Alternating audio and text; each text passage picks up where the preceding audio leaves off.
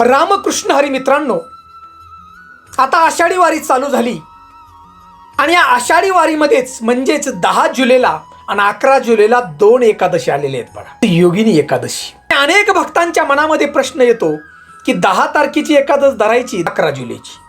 तर मित्रांनो, प्रथम आपण पाहणार आहोत की 10 जुलैची जी एकादश आहे ती गृहस्थ जीवनामध्ये असणाऱ्या माणसानं त्या ठिकाणी ती एकादश धरायची बघा. आणि जे वैष्णव भक्त आहेत त्या वैष्णव भक्ताने 11 जुलैची एकादश धरायची बघा. शनिवारी येतोय 11 जुलैला. आणि मित्रांनो, आजच्या व्हिडिओमधून आपण योगिनी एकादशीच्या 2 सुंदर कथा आज आपण ऐकणार आहोत.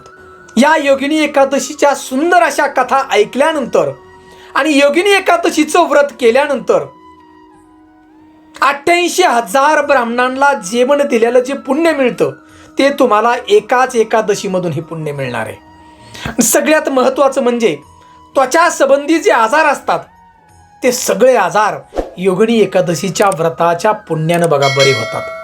एवढंच नाही तर लक्ष्मी माता तुमच्या घरात स्थिर स्वरूपामध्ये राहते आणि भगवान श्री हरी विष्णू देवांचा आशीर्वाद तुमच्यावरती राहतो.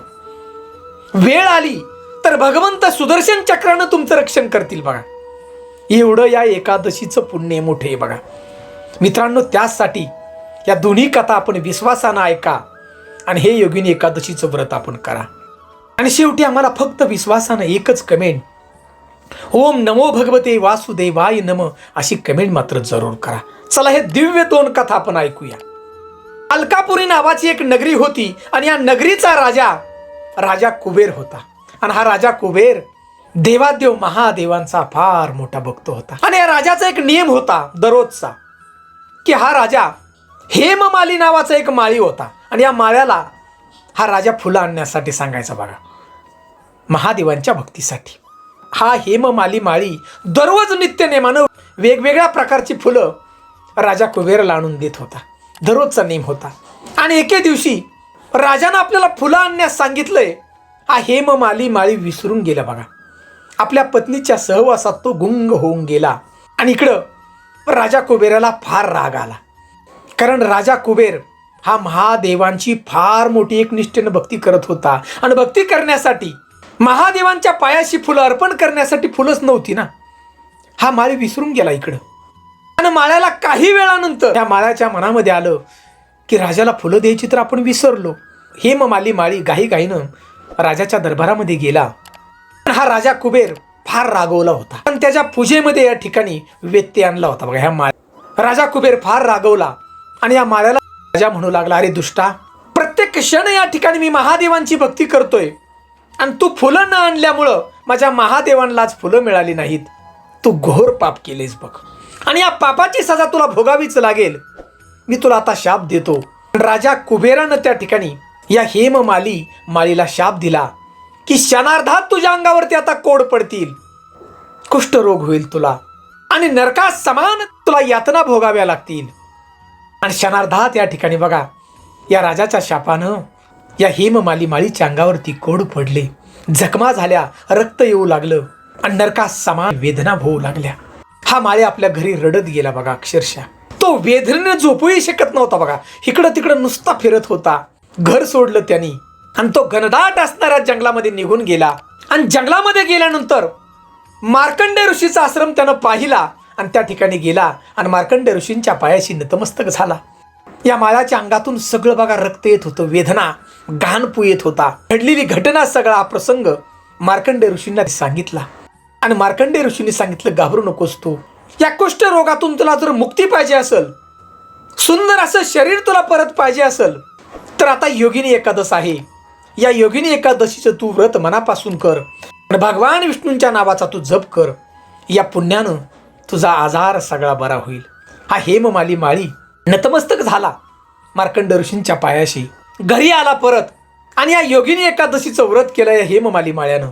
दिवसभर ओम नमो भगवते वासुदेवाय नम, ओम नमो भगवते वासुदेवाय नम असा त्यांनी त्या ठिकाणी जप केला बघा या मंत्राचा. पूर्ण त्या दिवशी त्यानं अन्न पाणी काही घेतलं नाही बघा या माळ्यानं. आणि दुसऱ्या दिवशी या ठिकाणी याने व्रत सोडलं. आणि या योगिनी एकादशीच्या व्रताच्या पुण्यानं या हेममाली माळीला जो कुष्ठरोग होता तो रोग बरा झाला.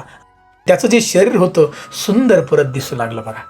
एवढं योगिनी एकादशीच्या व्रताचं महात्म्य आहे बघा. आता सुंदर अशी दुसरी कथा आपण ऐकणार आहोत की योगिनी एकादशीचं व्रत जर मनापासून केलं तर भगवान श्री हरिविष्णुदेवांची कृपा होते, सत्यनारायणाची, आणि भगवंत सुदर्शन चक्रानं तुमचं रक्षण करतात बघा. त्याच्या बाबतीतली कथा आहे, ध्यान देऊन आपण ऐका. तर मित्रांनो, अंबरीष नावाचा राजा होता. आपण एक कथा ऐकली असेल, शिव महापुराणामध्ये सुद्धा कथा आहे. हा अंबरीष राजा भगवान श्री हरिविष्णुदेवांची भक्ती करत होता, अफाट भक्ती. राजाची एवढी भक्ती होती की हजारो वर्षाचा आज काळ निघून गेला तरी अंबरीष राजाचं नाव त्या ठिकाणी भक्तीमध्ये येतं बघा. स्वतः राजा शेती करायचा, धान्य पिकवायचा, ते धान्य स्वतः दळायचं, स्वतः त्याचा स्वयंपाक करून राजा भगवान श्री हरिविष्णुदेवांना तो त्या ठिकाणी नैवेद्य दररोज दाखवत होता बघा. असा हा राजा प्रत्येक एकादशीचं व्रत हा राजा करत होता. आणि योगिनी एकादश आली आणि या योगिनी एकादशीचं व्रत या अंबरीष राजानं केलं. दुसऱ्या दिवशी व्रत सोडायचं होतं आणि व्रत सोडण्याच्याच वेळेस दुर्वासा मुनी त्या ठिकाणी आले आणि राजाला सांगितलं, राजा मला तुझ्याबरोबर हे व्रत सोडायचं योगिनी एकादशीचं. अंबरीष राजा त्या म्हणाला, ऋषी महाराज ठीक आहे. आणि हे दुर्वासा मुनी नदीवरती आंघोळ करायला गेले. आता नदीवरती आंघोळ करायला गेले, दुर्वासा मुनी लवकर आलेच नाही. आता उपास सोडण्याची वेळ म्हणजे पारण उपासाचं करण्याची वेळ निघून जाणार होती. म्हणजे तृतीया चालू होण्याच्या अगोदर हा उपास सोडायचा असतो. अंबरीष राजानं ब्राह्मणांना विचारलं की आता करावं काय. ब्राह्मणांनी सांगितले की तुम्हाला आता उपास सोडावा लागेल. आणि अंबरीष राजा उपासच सोडत होता. तुळशी पत्र त्या ठिकाणी अंबरीष राजाच्या हातामध्ये होतं. भगवंताच्या चरणावरती तुळशी पत्र अर्पण केलं आणि हे दुर्वासा मुनी त्या ठिकाणी आले बघा. फार रागवले, कारण सगळ्या ऋषीमध्ये राग म्हणजे दुर्वासा ऋषी मुनींचा बघा. शाप दिला तर खराच ठर. आणि दुर्वासा ऋषी त्या ठिकाणी म्हणू लागले की हे अंबरीष राजा, अरे मी येईपर्यंत तू थांबला नाही, मी तुला शाप देतो. आणि दुर्वासा ऋषींनी आपल्या जटेमधील एक केस त्या ठिकाणी उपटला बघा. आणि कृतिका नावाची एक राक्षसीन त्या ठिकाणी तयार झाली आणि त्या राक्षसींना सांगितलं की अंबरीष राजाला मारून टाक त्वरित. आणि त्याच क्षणी काय चमत्कार झाला बघा. भगवान श्री हरिविष्णुदेवांनी आपल्या भक्ताचं रक्षण करण्यासाठी सुदर्शन चक्र सोडलं बघा. आणि या सुदर्शन चक्रानं या कृतिका राक्षसींना ठार मारून टाकलं, मुडकच उडावलं. एवढंच नाही तर दुर्वासा ऋषींच्या पाठीमागे हे सुदर्शन चक्र लागलं बघा. दुर्वासा ऋषी मुनी पुढं पळतायत आणि हे सुदर्शन चक्र पाठीमागं. दुर्वासा ऋषी ब्रह्मलोकात गेले, ब्रह्मदेवाकडे म्हणले, ब्रह्मदेवा मला वाचवा आता, सुदर्शन चक्र लागले माझ्या पाठीमागं. ब्रह्मदेव म्हणले आता मी वाचू शकत नाही. आणि याच्यानंतर दुर्वासा ऋषी कैलास पर्वतावर गेले. भगवान शिवशंकराला सांगितलं, देवा तुम्ही तरी मला वाचवा आता. भगवान शिवशंकरानं सांगितलं, मी काही करू शकत नाही या बाबतीत, सुदर्शन चक्राला मी थांबवू शकत नाही, तुम्ही दुसरीकडे दुसऱ्या देवाकडे जा. आणि दुर्वासा ऋषी मुनी भगवान श्री हरिविष्णुदेवांच्याकडे गेले बघा. नतमस्तक झाले पायाशी, म्हणले देवा तुम्हीच वाचवा आता, तुमचं सुदर्शन आहे, हे सुदर्शन चक्र माझा प्राण घेईल. आणि भगवान श्री हरिविष्णुदेवानं सांगितलं की ऋषी महाराज मी भक्ताच्या अधीन आहे, भक्ताचं रक्षण करणं माझं काम आहे. आता मीही सुदर्शन चक्र थांबवू शकत नाही, माझ्या भक्ताकडे तुम्हाला जावं लागेल. आणि मित्रांनो 1 वर्षाचा काळ निघून गेला होता. 1 वर्ष हे दुर्वासा ऋषी मुनी फिरत होते आणि सुदर्शन चक्र पाठीमागं. आणि शेवटी दुर्वासा मुनी 1 वर्षानंतर या अंबरीष राजाकडे गेले. आणि हा अंबरीष राजा ही भगवंताच्या भक्तीत एवढा लीन होता की 1 वर्ष या अंबरीष राजानं अन्न पाणी काही घेतलं नव्हतं. त्याच ठिकाणी तो राजा उभा होता. आणि एवढे मोठे हे दुर्वासा ऋषी मुनी अंबरीष राजाला म्हणू लागले, राजा मला वाचव रे बाबा, आता माझी चूक झाली, मला माफ कर. अंबरीष राजा त्या ठिकाणी म्हणला, ऋषी महाराज तुम्ही फार मोठे आहात माझ्यापेक्षा, मी तुमचा शिष्य आहे. अंबरीष राजाची एवढी भक्ती होती की या अंबरीष राजानं सुदर्शन चक्राला सांगितलं भगवान श्री हरिविष्णुदेवांना की देवा आता तुम्ही थांबा. सुदर्शन चक्राला सांगितलं, माझी क्षणभर जरी भक्ती खरी असेल तर तुम्ही हे सुदर्शन चक्र थांबवताल.